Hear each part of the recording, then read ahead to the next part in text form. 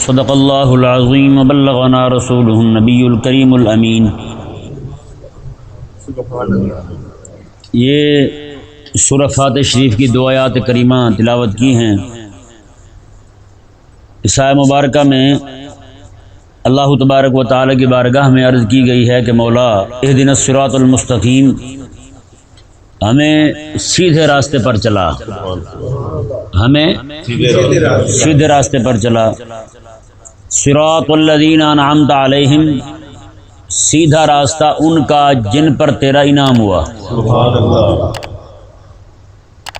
اس سے سیدھا راستہ واضح کر دیا گیا کہ سیدھے راستے پر چلو، اور ساتھ ساتھ ضرورت بھی تھی ایسی شخصیت کی، ایسی ذات کی جو سیدھے راہ پر چلنے والی ہو، جسے دیکھ کر کے ہم اپنی راہ متعین کر سکیں۔ کہ نہیں سمجھ آیا مسئلہ؟ تو اللہ تبارک و تعالی نے وہ انعمت علیہم یہ الفاظ عطا کر کے ہمیں بتایا کہ شخصیت بھی ضروری ہے، جس کے ساتھ ساتھ تم چلو، جس کے نقش قدم پر چلو تو تم راہ حق پر چلتے رہو گے۔ اور وہ شخصیت کون سی ہے؟ رب تبارک و تعالی نے انعمت علیہم کے ضمن میں جو بیان فرمایا ہے، وہ ایک اور مقام پر رب تبارک و تعالی نے ان شخصیات کا بھی ذکر کر دیا کہ کوئی بندہ پریشان نہ رہے کہ انعام ہوا ہے کن پر ہوا ہے۔ تو رب تعالی نے فرمایا انعم اللہ علیہم من النبیین والصدیقین والشہداء والصالحین وحسن اولئک رفیقا۔ میں وہ انبیاء ہیں، صدیقین ہیں، شہداء ہیں، صالحین ہیں، یہ چار گروہ ہیں ان کے جو راہ حق پر چلنے والے ہیں، جو صراط مستقیم پر چلنے والے ہیں جی۔ تو اس لیے کوئی بھی شے، کسی بھی شے کو آپ دیکھ لیں، جب تک اس میں شخصیت نہ ہو، کوئی علم بندہ پڑھنا چاہتا ہے خود، جب تک شخصیت نہ ہو اس کو علم پڑھانے کے لیے، تو بتائیں علم حاصل کر سکتا ہے؟ شخصیت نہ ہو تو بندہ پھر مرزا جیل میں بنتا ہے۔ کیا بنتا ہے؟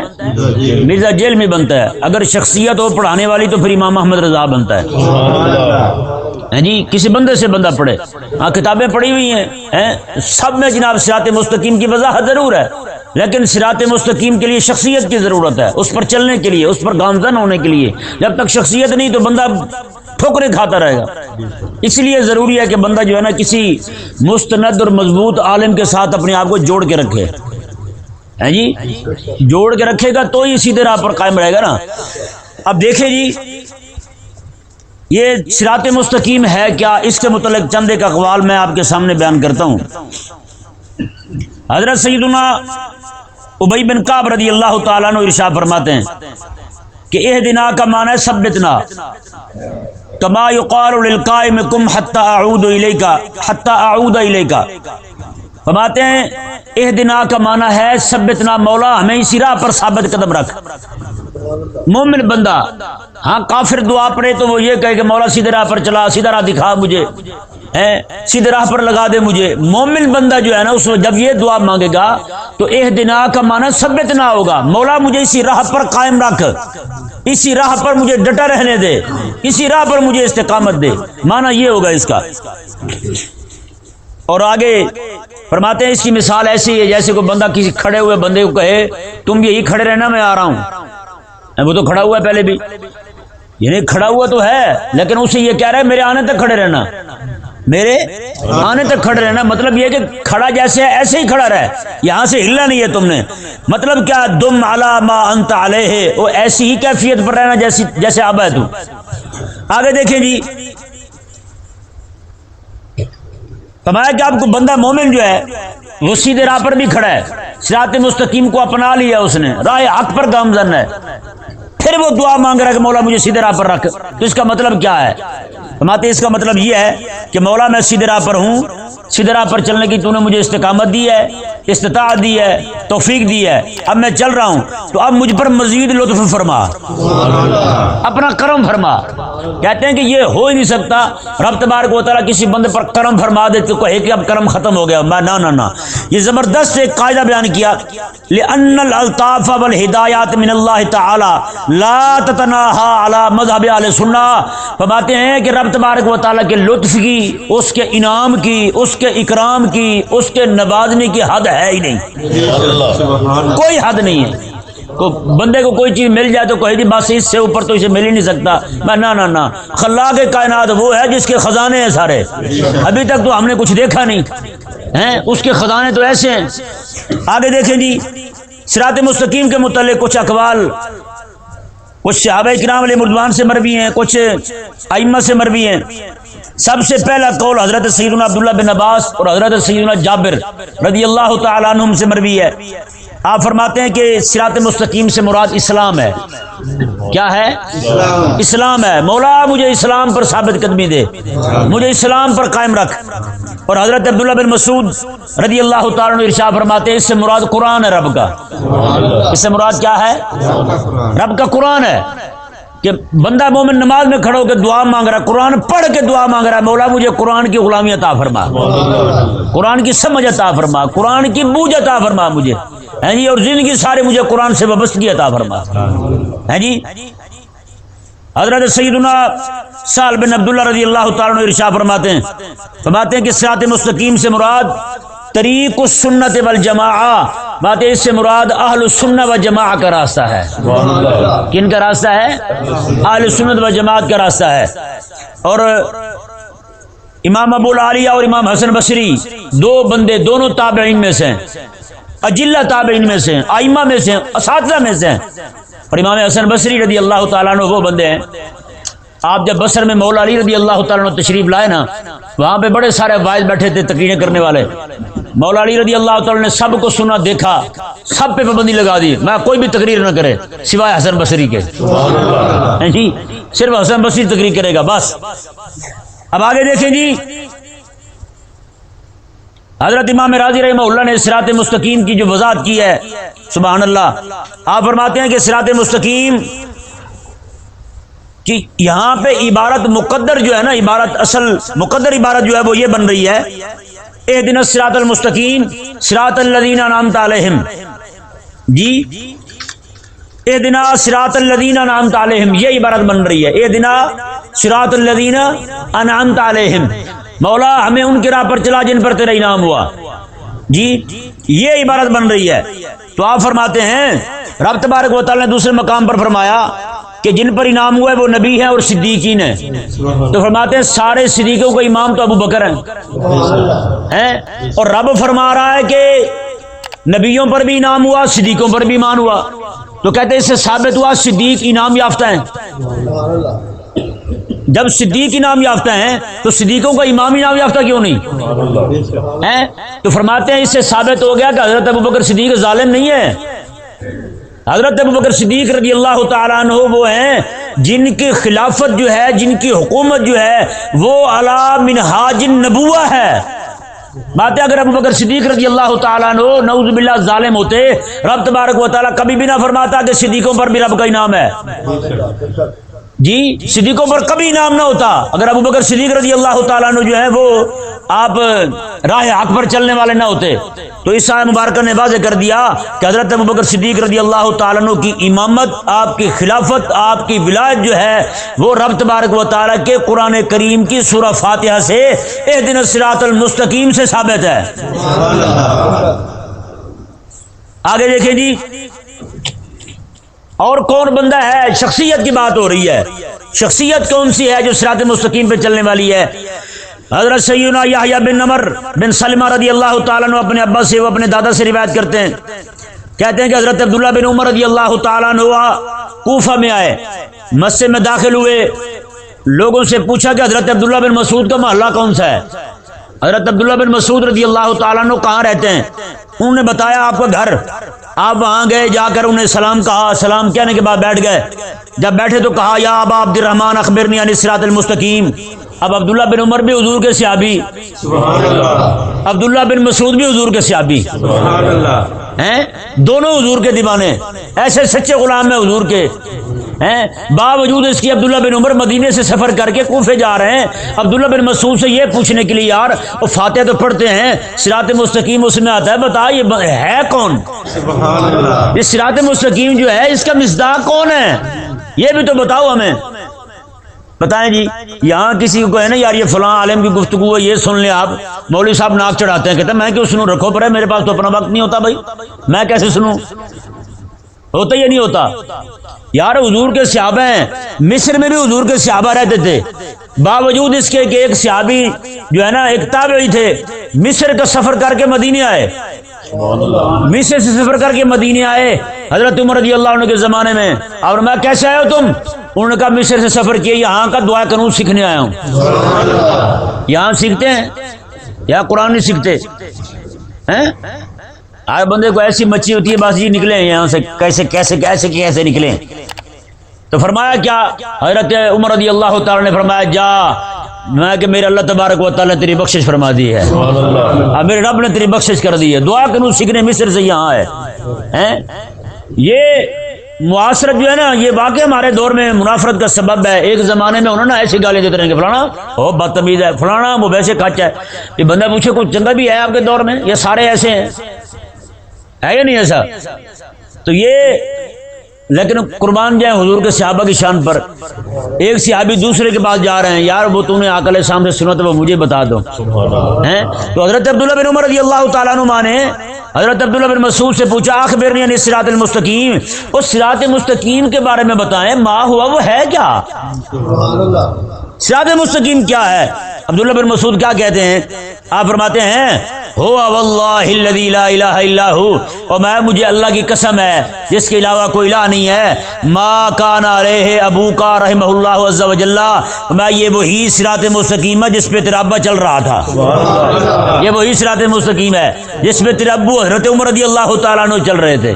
بتائیں جی کیسی زبردست توضیح کی ہے، کیسی زبردست وضاحت کی ہے صراط مستقیم کی۔ اب دیکھیں جی حضرت مولا علی رضی اللہ تعالیٰ عنہ، آپ سے ایک بندے نے پوچھ لیا، کہنے لگا جی نسمعو کا تقولو فی الخطبۃ، آپ خطبے میں آپ جب خطبہ پڑھتے ہیں تو یہ دعا کرتے ہیں اللہم اصلحنا بما اصلحت بالخلفاء الراشدین المہدیین، یا اللہ ہماری بھی صلاح ایسے کر جیسے خلفاء راشدین کی ہے۔ آپ ہر خطبے میں یہ دعا کرتے ہیں، حضور بتائیں تو صحیح یہ خلفاء راشدین کون ہے اور یہ مہدیین کون ہے، یہ ہیں کون، ہمیں بھی پتہ چلے۔ حضرت سیدنا وہ راوی کہتا ہے جی میں نے جب یہ بات پوچھی نا تو فرماتے ہیں فاغرورکت عیناہ، مولا علی کی آنکھیں اسی وقت پانی بہانے لگی، مولا علی رونے لگے اپنے یاروں کی یاد میں، ہیں جی مولا علی رونے لگے۔ تو کہتے ہیں ساتھ ہی مولا علی نے فرمایا ہاں بتاتا ہوں تمہیں، احبائی ابو بکر و عمر، وہ میرے پیارے ہیں میرے محبوب ہیں، وہ ابو بکر اور عمر ہیں، ہاں وہ میرے پیارے ہیں۔ اور ساتھ ہی کیا کہا، امام الہدی بابا شیخ الاسلام، ماتے ہیں دونوں ہدایت کے امام بھی ہیں، دونوں شیخ الاسلام بھی ہیں۔ بتائیں جی جس امت میں شیخ الاسلام ابو بکر اور عمر ہیں، اللہ اکبر۔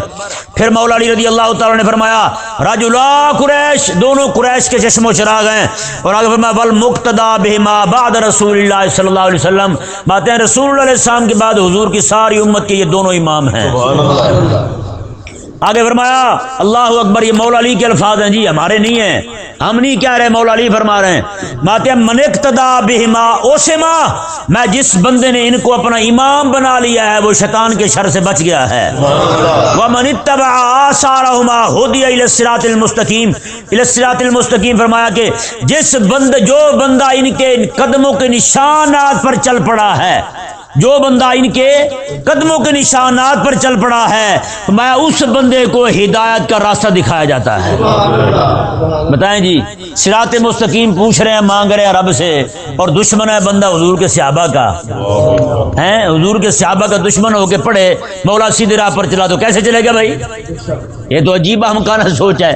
وہ دعا بھی کرے گا تو دعا بھی اس پر لعنت بھیجتی ہوگی، ہے یا نہیں؟ آقا علیہ السلام کا فرمان ہے کہ رب قارئ للقرآن والقرآن یلعنہ، بہت سے قرآن پڑھنے والے ایسے ہیں کہ قرآن ان پر لعنت بھیجتا ہے، وہ قرآن پڑھتا ہے قرآن لعنت بھیجتا ہے۔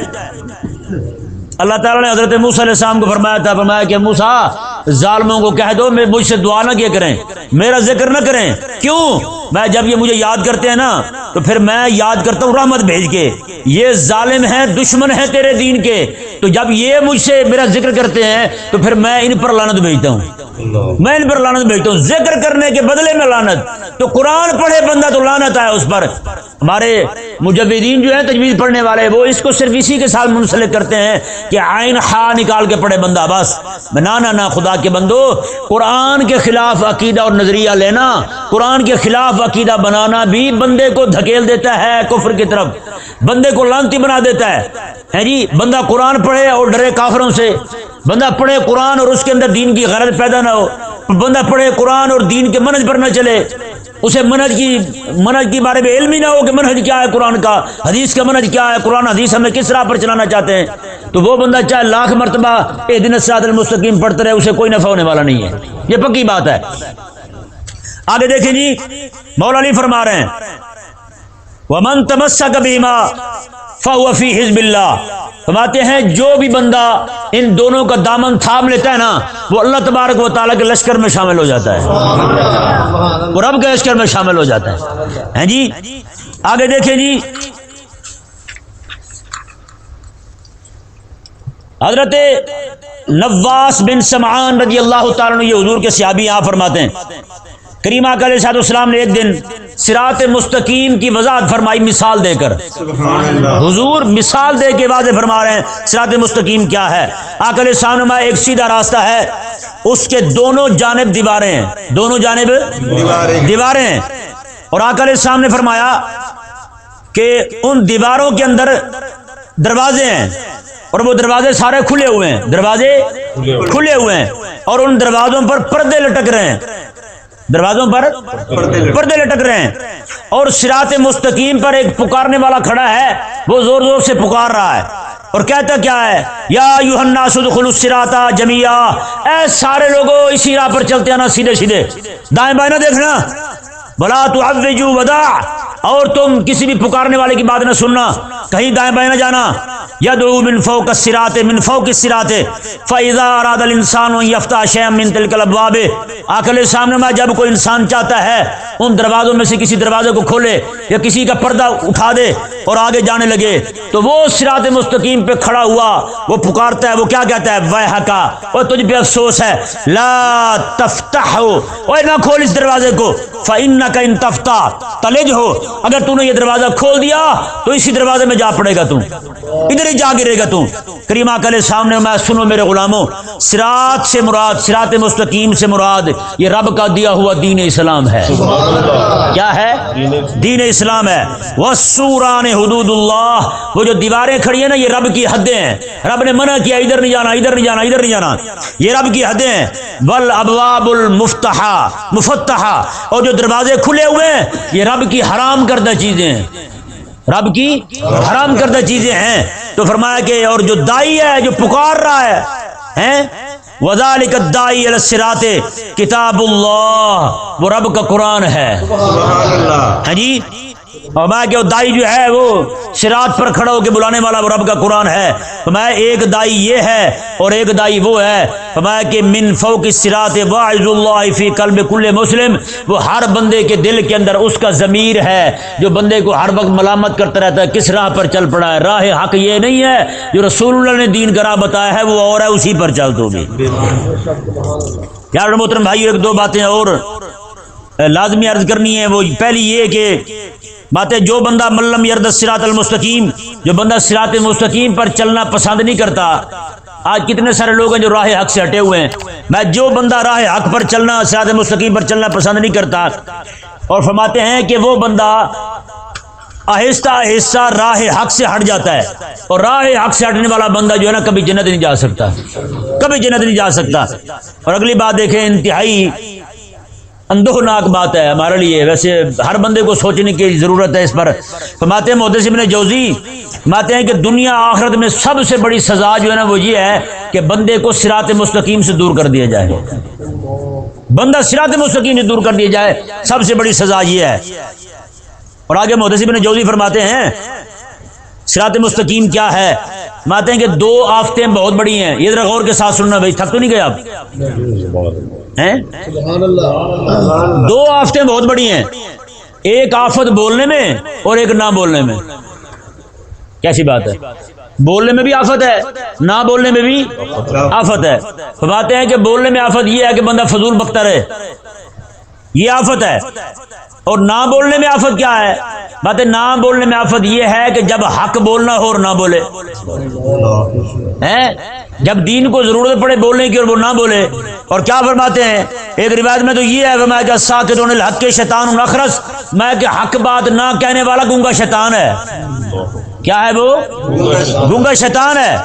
تو ماتے ہیں بہت سارے لوگ جو ہیں وہ ایک زیادہ بول کر ایک حق نہ بول کر، یہ دونوں کے دونوں جو ہیں بندے صراط مستقیم سے دور کر دی جاتے ہیں، اگرچہ اپنے آپ کو اہل حق کہتے رہیں۔ وہ بتائیں بھائی، حق نہ بولنے والا بندہ جو ہے نا چاہے لاکھ تسبیحاں پڑھے، میں وہ صراط مستقیم سے دور ہے۔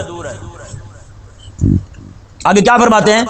وَأَهْلُ الْوَسْطِ وَهُمْ أَهْلُ الصِّرَاطِ الْمُسْتَقِيمِ، میں کہ کفوا السنتهم عن الباطل واطلقوها فيما يعود عليهم نفعه في الاخره، فرمایا کہ ہر وہ بندہ صراط مستقیم پر چلنے والا وہ ہے جب باطل بولا جائے نہ حق بولا جائے وہ ضرور بولے، نہ حق جو ہے نا اس کے خلاف بولے، اور جب حق کی مخالفت ہونے لگے تب بھی زبان کھولے۔ فرماتے ہیں اور حق والا جو ہے صراط مستقیم والا ہر وہ بات ضرور کرے گا جو اسے قیامت والے دن آخرت میں نفع دے۔ دیکھیں جی کتنی اہم بات ہے، یہ صراط مستقیم ہے جی۔ اور آگے پتہ کیا فرمایا؟ فرماتے ہیں کہ یہ دونوں بندے شیطان ہیں، ایک نہ حق بولنے والا اور دوسرا حق کی حمایت میں نہ بولنے والا، یہ دونوں کیا ہیں؟ شیطان ہیں۔ اب آپ دیکھ لیں یار کتنی رسول اللہ علیہ السلام کی گستاخیاں ہو رہی ہیں، دین کی کتنی دشمنی ہو رہی ہے، اور کس طرح کر کے نعوذ باللہ اگلے دن ایک کمینہ جو ہے نا شہباز گل نام کا ایک مردود ہے، وہ ٹی وی پہ بیٹھا کہہ رہا تھا امام حسین ہار گئے ہیں، کہتے امام حسین کو پتہ تھا میں ہار جاؤں گا۔ بتائیں بھائی، حضرت غوث پاک رضی اللہ تعالیٰ عنہ ارشاد فرماتے ہیں کہ ایک آپ نے کسی بزرگ کا قول نقل کیا ہے، آقا علیہ السلام کے وہ امام حسین کے زمانے کے ہیں، آپ فرماتے ہیں کہ میں نے خواب میں دیکھا کہ آقا علیہ السلام اور حضرت ابراہیم علیہ السلام دونوں کھڑے ہو کر حضرت امام حسین رضی اللہ تعالیٰ کا جنازہ پڑھ رہے تھے، ان کے جسم کو سامنے رکھ کر۔ کہتے ہیں میں نے عرض کیا حضور یہ کیا ہے؟ آقا علیہ السلام نے میرے نواسے کا جنازہ کسی نے نہیں پڑھا تو میں خود جنازہ پڑھانے آ گیا، میں خود جنازہ پڑھنے آ گیا۔ اب بتائیں یار جن کا جنازہ پڑھنے کے لیے حضور آ جائیں، اسے تو بندہ ہارا ہوا کہے، بتائیں ہارے ہوئے کو کیا کام ہے رسول اللہ علیہ السلام کی بارگاہ میں؟ جن کے بارے میں حضور فرما دیں کہ قیامت والا جب دن آئے گا نا جنت کہے گی مولا تو نے تو کہا تھا کہ مجھے تو زینت دے گا، زینت تو نے نہیں دی، رب تعالیٰ فرمائے گا جنت ذرا غور سے دے گا، حسن اور حسین آ نہیں گئے؟ بتاؤ یار بتائیں یار، عورت بھی حسین ہوتی ہے، ہوتی نہیں ہوتی؟ وہ زیور پہن لے تو مزید اس کا حسن بڑھ جاتا ہے، اس سے ثابت ہوا کہ عورت کا حسن ناقص ہے جب تک زیور نہ پہنے۔ تو رب تبارک و تعالیٰ کے حبیب کیا فرماتے ہیں؟ بات ہے جنت کا حسن بھی ناقص ہے جب تک حسن اور حسین نہ داخل ہو جائیں۔ بتائیں بھائی وہ جنت جس کے حسن کے بارے میں بندہ سوچ ہی نہیں سکتا یار، وہ جنت اس کے بارے میں حضور فرما رہے ہیں، باتیں جب حسن اور حسین جائیں گے تو جنت کا حسن پورا ہو جائے گا، جنت کہے گی اب میں بھی سونی لگ رہی ہوں کہ ہاں حسن اور حسین آ گئے۔ یار اس حسین کو بندہ ہارا ہوا کہے کمینہ، ابھی تک کسی ملا ملوانے کا کوئی بیان نہیں آیا، کسی نے کچھ نہیں کہا ان کو۔ وہ جو بیٹھے ہوئے سارے میڈیا پہ آگے پیچھے دلال ہیں سارے، وہ ٹی وی پہ بیٹھ کے جناب حیض نفاس کے مسائل بیان کر رہے ہیں، تو بڑے بے شرم لوگ ہو یار۔ رب رسول کا دین جو ہے وہ پورے کا پورا جناب اس کی بساط لپیٹ دی گئی، دین کی بات کسی ایک دفتر میں نافذ نہیں ہے، کسی ایک دفتر میں دین کی بات نہیں سنی جاتی، اور تم ہو کے وہاں بیٹھے ہوئے ایسی بک بک کر رہے ہو۔ وہاں ابھی بیٹھیں گے چار مولوی اکٹھے کر کے، ایک فلانا ایک فلانا ایک فلانا، ایک حلوہ خور ایک مانڈے خور ایک کوئی اور خور، سارے خور اکٹھے ہو جائیں گے، وہاں بیٹھ کے کیا مسائل بیان کر رہے ہوں گے؟ تراویح 8 ہیں یا 20 ہیں؟ بندہ پوچھے کو کرنے والی بات ہے یار۔ آقا علیہ السلام کی امت تباہ ہو جائے اور مولوی انہی باتوں میں جھگڑ رہے ہوں۔ تراویح کی رکعت کتنی ہوتی ہے؟ انگوٹھے چومنے چاہیے نہیں چومنے چاہیے؟ اتنے بد دماغ ہو تمہیں رسول علیہ السلام کی امت سلگتی ہوئی دکھائی نہیں دیتی؟ تو پیارے اور محترم بھائیو، یہ ضروری ہے کہ ہر بندہ جو ہے نا جہاں بیٹھے حق بولے، یہ آپ پہ بھی ضروری ہے۔ آپ جو سنتے ہیں نا آپ روزانہ لوگوں کو بیان کریں، آپ خود بیان نہیں کر سکتے، آپ کو پتہ یار میں نہیں بول سکتا، تو کم از کم آپ کے موبائل میں درس تو آتا ہے نا، وہ لوگوں کو سنائیں آپ۔ نہیں میں حقیقت کہہ رہا ہوں، میں تو اپنا کام پورا کر رہا ہوں، میں جو کر سکتا ہوں میں کر رہا ہوں، اب آپ کے ذمہ ہے کہ آپ کریں۔ آپ لوگوں کو بتائیں، لوگوں کو سنائیں، آپ لوگوں کو شامل کریں گروپ کے اندر، انہیں کہیں جی اپنا نمبر دیں، ہم آپ کو درس سنواتے ہیں۔ کچھ دوست ہیں ہمارے بیچارے جو گاہے بگاہے ہمیں نمبر دیتے رہتے ہیں، جی اسے شامل کریں، اسے شامل کریں، ہم وہ شامل کرتے رہتے ہیں، ان تک درس پہنچاتے رہتے ہیں، ہم سے جتنا ہو سکتا ہے وہ کرتے رہتے ہیں۔